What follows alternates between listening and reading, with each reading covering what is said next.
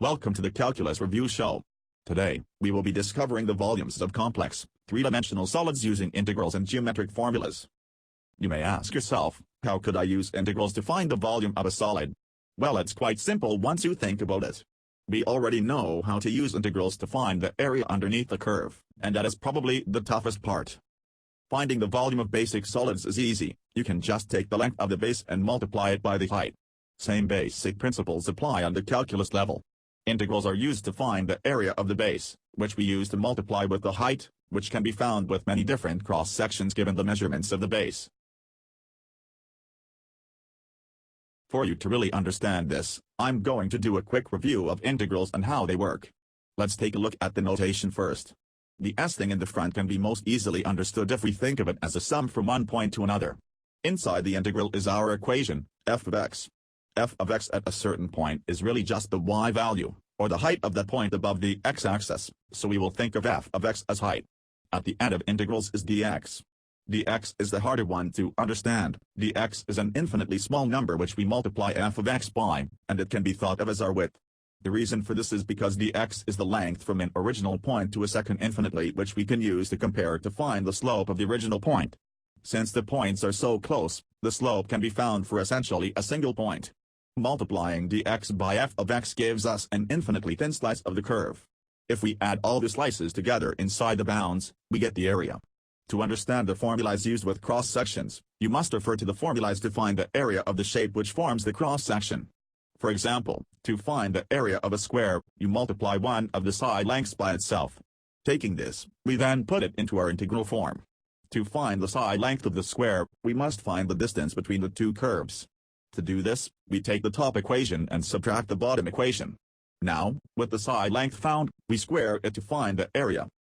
Now the S of the integral means add all of the little slices from the lower bound to the upper bound.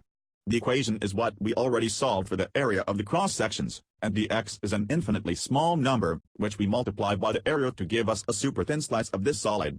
And there you have it, the volume of a solid with a known cross-section. The other known cross-sections which we will cover how to solve are semicircles, rectangles, and two special triangles. We know the equation for the area of a semicircle is 1/2 pi r squared. What we need to find is the radius, and for this we do the same as we did for the square by taking the top equation and subtracting the bottom. From here, we plug that into r and formulate the integral into our equation, and end up with this. For a rectangle, the same applies with finding the side length. The only difference is that we must know the ratio of the sides in order to solve. With the ratio, we multiply it by the top minus bottom, and then multiply that by top minus bottom again for the other side, then plug it into integral format. The first special triangle is the 45-45-90.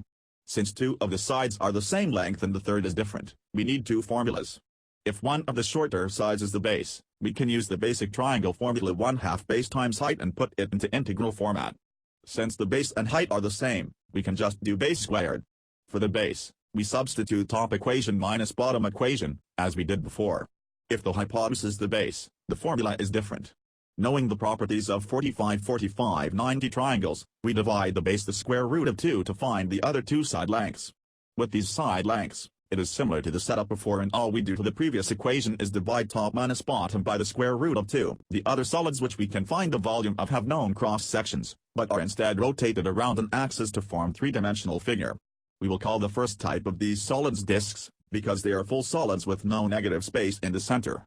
Since the cross-section is rotated in a full circle around an axis, we can use the formula for finding the area of a circle to find the volume of these disks with minor variation.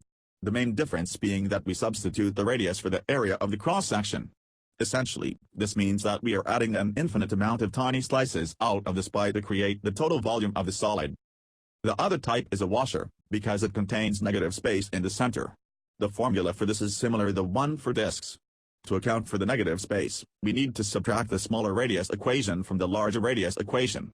This is essentially just splitting the shape into two disk problems, only the smaller radius equation represents the volume of the negative space, which we subtract from the larger radius disk to give us the volume of a solid with negative space in the center, and that concludes our lesson on finding the volume of complex solids using integrals. I hope you learned something.